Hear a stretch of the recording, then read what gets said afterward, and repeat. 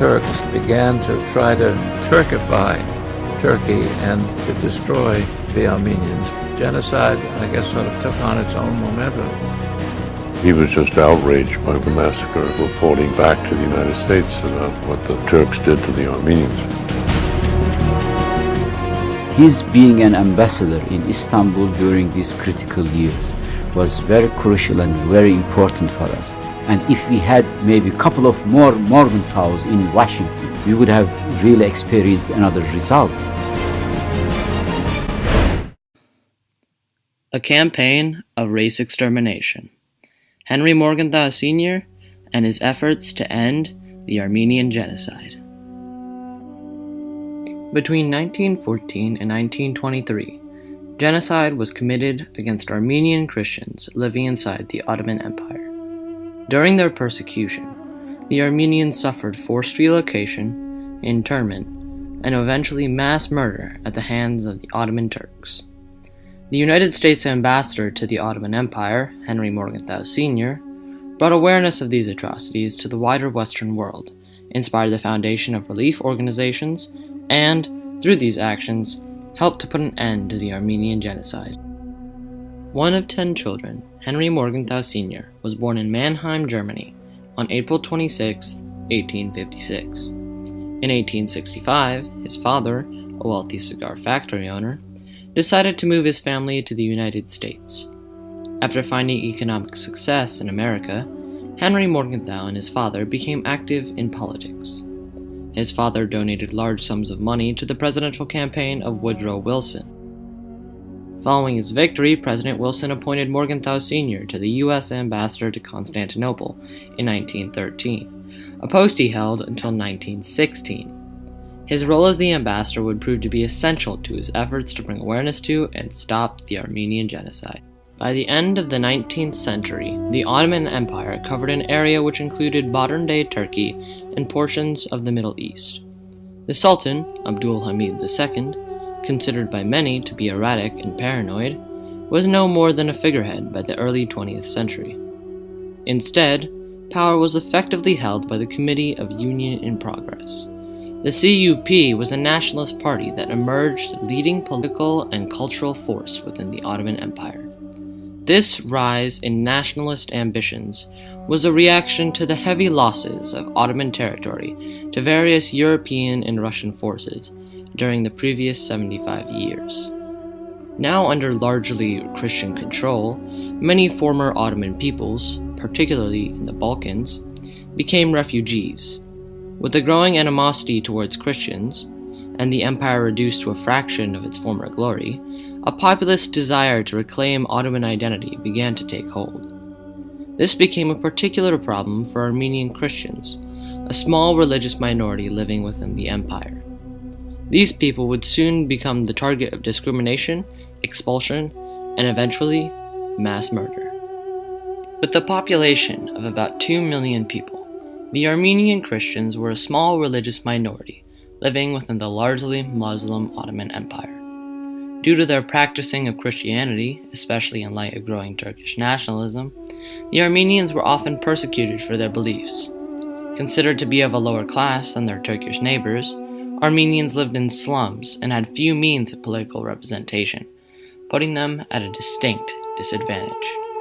To further limit their political power, one of the primary means by which the Turks began their persecution of the Armenians was by stripping them of what little power they had managed to achieve.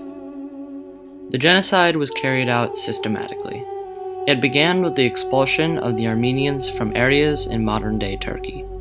The Turkish army was then encouraged to commit mass murder in Armenian towns and villages. The Armenians who were not killed during these massacres were placed in cattle cars and transported to anti-Armenian cities such as Konya. Detention centers were placed along rail paths.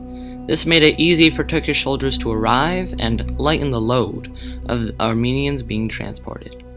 These mass deportations served as a cover for the backbreaking labor, starvation, and systematic killing of the Christian population within the Ottoman Empire. The Turks showed no mercy towards these poor people, and any attempt at resistance was just met with more atrocities. Ambassador Morgenthau had a hard time understanding why atrocities were being committed against the Armenians. Christian missionaries in the region sent the ambassador images of mass graves and provided reports detailing events of the genocide.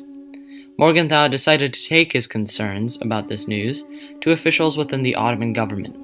The Turkish response to the ambassador's complaints was to tell him that their government's actions were completely justified and that the hardships and deaths of Armenians needed to be accepted.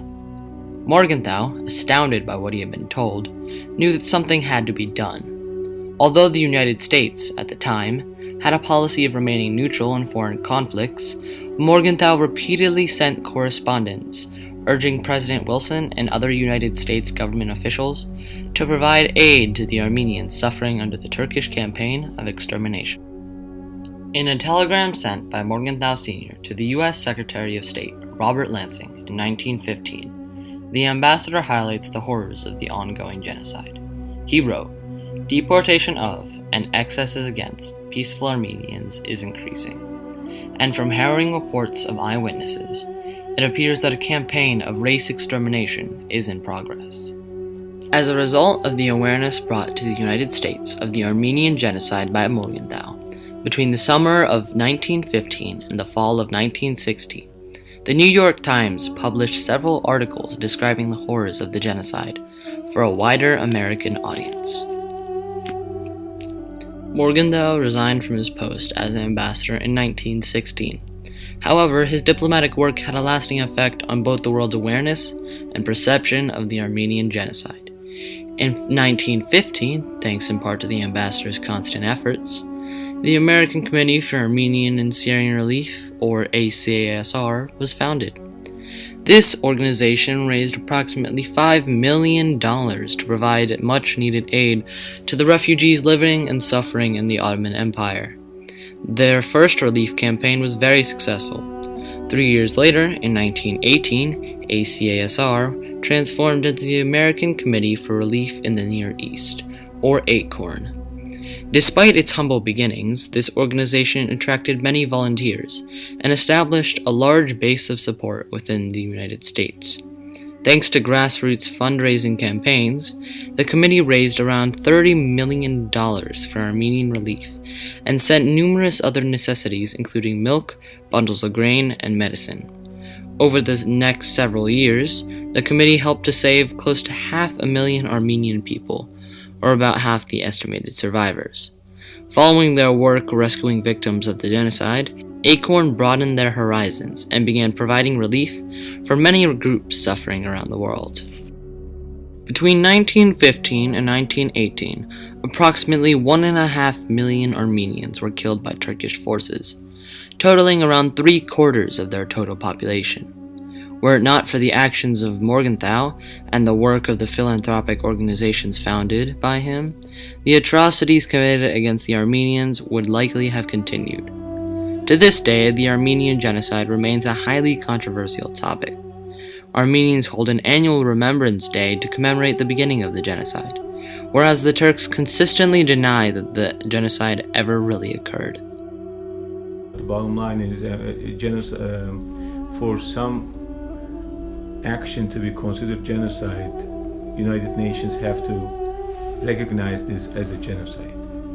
The Armenian genocide is not a recognized ethnic cleansing or genocide.